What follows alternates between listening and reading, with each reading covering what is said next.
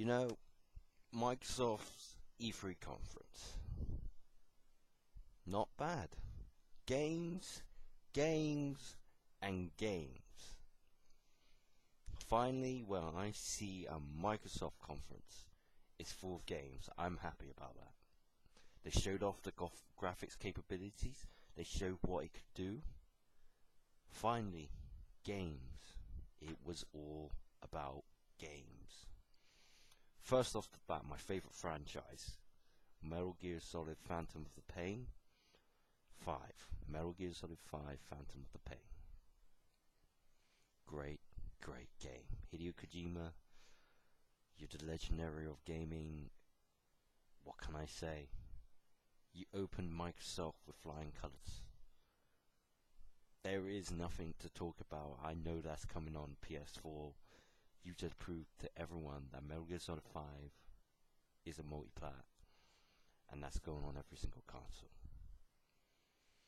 Then they show a brand new Xbox Slim 360 Slim that looks similar to the Xbox One capabilities, but not as powerful, obviously, as the previous model.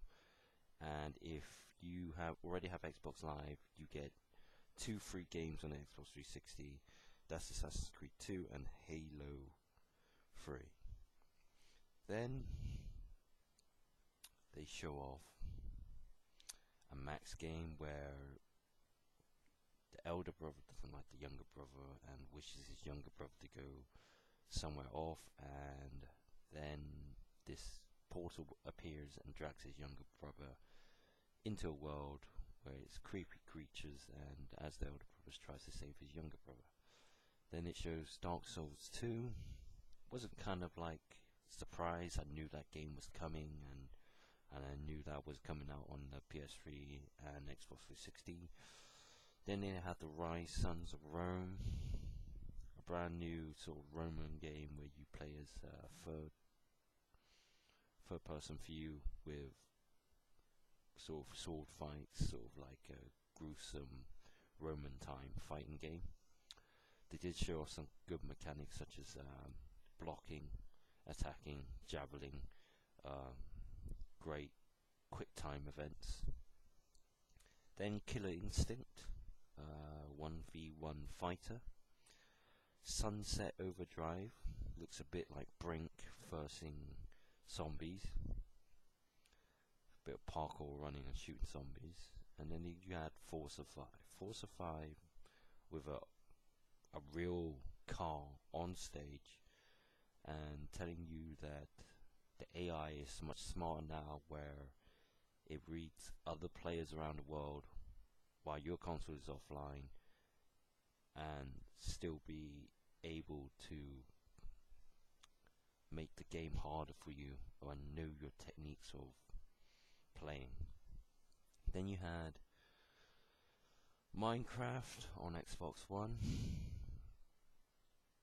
PC, people are gonna still play on PC. It doesn't matter. As a console guy, I reckon for console gamers to go on Minecraft, people will be excited, but for people that already have Minecraft on their PCs, they really wouldn't mind, to be honest.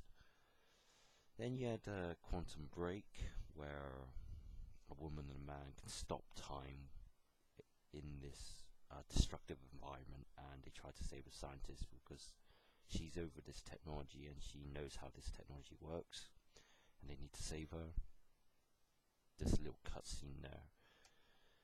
Then they show off a game called D4. Can't really much remember that. Project Spark.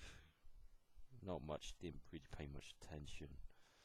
Then it was Dead Rising 3. And Dead Rising 3, they improved the graphics and they improved the sort of, how do you say, gameplay. Made the zombies more realistic, when you're even driving the car, they could smash into a window, climb on your car even at high speeds. And you can do more crazy stuff as ever, like using chainsaws, guns, airstrikes, and everything else to kill zombies. Then you got Witcher 3. Much better and improved than Witcher 2. Battlefield 4, 60 frames per second. And I would like to mention that they did mess up for like 3 minutes on that, but no one really mind. Then they had a mini game adventure. Then they showed Microsoft and showed another exclusive for Black Tusk Studios, where they're making this sort of like siphon filter game where it looks like this stealthy agent going into a building, knocking out a bad guy. Then they showed the studio making the game, Black Tusk Studios. Halo 2014, where you see Master Chief walking around a desert in a cloak, then reaches this scenery of desert. He pulls out a pair of dog tags and his spaceship comes out from the sand. Then it goes Halo 2014. Guess that's Halo 5. Then they have a release date. I might have heard wrong, but correct me if I'm wrong. November 11th, 2030. They said the price for the Xbox One will be £429 in the UK. Then they show one last game, Titanfall, where these massive robots are trying to kill normal human beings, but the human beings have jetpacks, so they can run fast speeds. And Titanfall, these massive robots, so these humans can get into these massive robots and fight other massive robots. And that's the end of the conference. And overall, the conference was all about games. Brilliant, no lie. All I need to know now is that E3 is always about games, guys. I know that we got a lot of questions and answers that we want Microsoft to answer. And don't worry, we do need to know.